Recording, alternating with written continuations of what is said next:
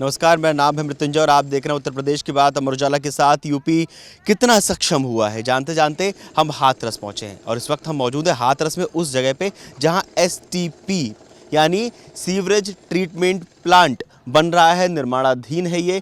इसका क्या कुछ लाभ होगा जब ये बनकर पूरी तरह तैयार हो जाएगा, किस तरह से हाथरस के लोगों को लाभ पहुंचेगा, यहाँ के जिलाधिकारी से बात करेंगे, उनसे जानेंगे, समझेंगे कि आखिर इसका ओवरऑल इम्पैक्ट क्या पड़ने वाला है, क्या कुछ लागत है यहाँ पे। चलिए जानते हैं, समझते हैं।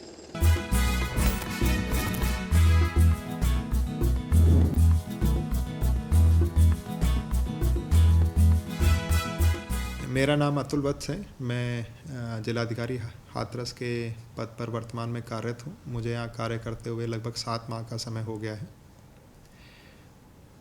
सर, जो एसटीपी बन रहा है, निर्माणाधीन है, उसका क्या कुछ लाभ होगा पूरे जनपद को और किस तरह से वो उससे रोजगार सृजन भी होगा, जिले की स्वच्छता होगी, क्या कुछ उसके कहा जाए कि पूरे जिले के ओवरऑल डेवलपमेंट में वो किस तरह से कामगर होगा?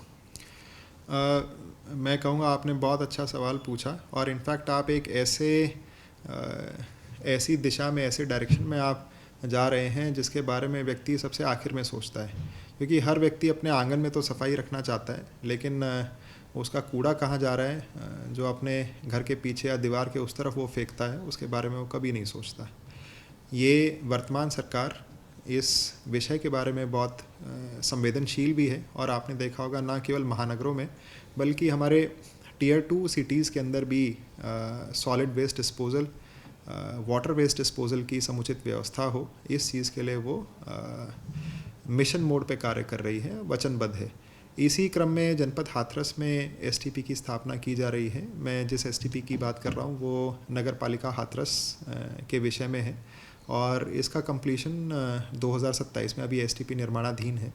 इसका जो उद्देश्य है वो ये है कि ये 24 एमएलडी की कैपेसिटी का ये एसटीपी बनाया जा रहा है। अभी जैसा कि मैंने आपको बताया कि निर्माणाधीन है, लेकिन जितना भी हमारा लिक्विड डिस्चार्ज है, लिक्विड वेस्ट है, उसको ये प्रोसेस करके और फिर प्रोसेस्ड वाटर को हम लोग वापस यूज़ कर सकें, वो इसका ध्येय है। और मुझे पूरा यकीन है कि ना केवल हमारा नॉर्मल डिस्चार्ज बल्कि जो रेन वाटर रन ऑफ भी होगा वो भी इसके अंदर जाते हुए और फिर उसको भी हम लोग रिसाइकिल कर पाएंगे। हमारे बहुत स्कार्स रिसोर्सेज होते हैं ये, और reduce, reuse and recycle 3 R's की जो मंशा है वो यही है कि हम लोग अपने जिस भी चीज़ को हम लोग रिसाइकिल कर सकें, हमें प्रयास करना चाहिए कि रिसाइकलिंग करते हुए हम बार बार उसका इस्तेमाल करें। जो लिमिटेड रिसोर्सेज हैं कम से कम उसको अपनी जनरेशन के लिए यूज़ करें और फ्यूचर जनरेशन्स के लिए सेव करें। सर, इसका लाभ क्या होगा, किस तरह से लोगों को इसके लिए अवेयर किया जाएगा? देखिए, जब भी कहीं एसटीपी लगाया जाता है तो उसका उद्देश्य तो ये होता है कि हम लोग जो हमारी ड्रेन्स है उसके पानी को वहाँ तक लेके जा सकें, और जो हमारे जो पानी सीधा सीधा अभी आजकल कहीं पे खड़ा हो जाता है या फिर वो अपने आप ही उसको नेचुरल एक्विफर्स बन के और वो नीचे तक चला जाता है, बजाय उसके उसको वहाँ तक चैनलाइज किया जाए और फिर उसको प्रोसेस करते हुए वापस उसे मेन स्ट्रीम में लाने का प्रयास किया जाए। तो जनता को तो इसका लाभ होगा ही होगा, और जहाँ जहाँ हम लोग इस पानी को इस्तेमाल कर सकेंगे, जैसे बड़े शहरों में इस पानी को रिफ़ाइन करते हुए और इसे इंडस्ट्रियलिस्ट को भी दिया जाता है, तो यहाँ भी अगर ऐसी मांग होगी फ्यूचर में तो उसका भी प्रयास किया जा सकता है। सर, जैसा शुरुआत में एम्प्लॉयमेंट की बात की थी, तो क्या कुछ, कितनी कैपेसिटी होने वाली है, कितने लोग वहाँ काम करने वाले हैं, क्योंकि रोजगार भी उससे मिलेगा लोगों को?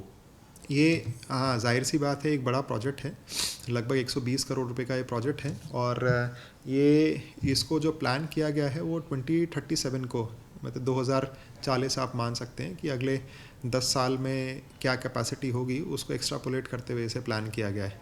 रोज़गार डेफिनेटली लोगों को मिलेगा। कोई भी बड़ी परियोजना किसी शहर में आती है तो उसकी इकोनॉमी में वो एक बूस्ट देती है, तो रोज़गार भी मिलेगा और साथ ही साथ इतने बड़े प्लांट पे लोग काम करेंगे तो अपने शहर को स्वच्छ रखने के लिए, और आजकल तो माननीय हरित जो ट्राइब्यूनल है, प्राधिकरण है, उसके काफ़ी निर्देश हमें प्राप्त होते हैं कि हम कोशिश करें कि अपने रिसोर्सेज को रिसाइकिल करते हुए उन्हें बचाने का प्रयास करें तो उस और भी एक ही अच्छा कदम हो सकेगा। सर एक आखिरी सवाल, जो पानी वहाँ रिसाइकिल होगा वो कहाँ जाएगा?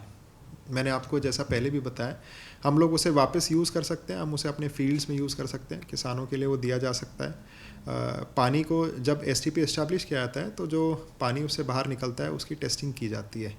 तो ये देखा जाता है कि इसमें किसी प्रकार के मतलब उसका O2 कंटेंट क्या है, ऑक्सीजन कंटेंट क्या है, बायोलॉजिकल ऑक्सीजन उसमें कितना है। तो ये सब चीज़ें जब उसके अंदर देखी जाती हैं तो उसी हिसाब से जिसको उसकी डिमांड होती है वो दिया जाता है। मैंने आपको अन्य जगहों का उदाहरण भी दिया जहाँ इसे इंडस्ट्रियल यूज़ के लिए भी यूज़ किया जाता है। अगर हम लोग इसे, हमारा पास ही में इंडस्ट्रियल एरिया है, अगर वहाँ तक हम लोग चैनलाइज कर पाएंगे तो उस बारे में भी विचार किया जा सकता है। Thank you sir. तो देखा आपने किस तरह से हाथरस में एसटीपी यानी सीवरेज ट्रीटमेंट प्लांट का काम चल रहा है और इसका क्या कुछ लाभ यहाँ के लोगों को मिलेगा, क्या कुछ फ़ायदा होगा, कैसे हाथरस और ज़्यादा स्वच्छ बनेगा। आप लोगों को क्या लगता है राज्य सरकार के इस काम को लेकर, राज्य सरकार और केंद्र सरकार के समन्वय से जो ये काम हो रहा है उसको लेकर हमें कमेंट बॉक्स में आप ज़रूर बताएं। उत्तर प्रदेश की बात अमर उजाला के साथ जारी रहेगी। मिलते हैं अगले वीडियो में। बहुत बहुत धन्यवाद।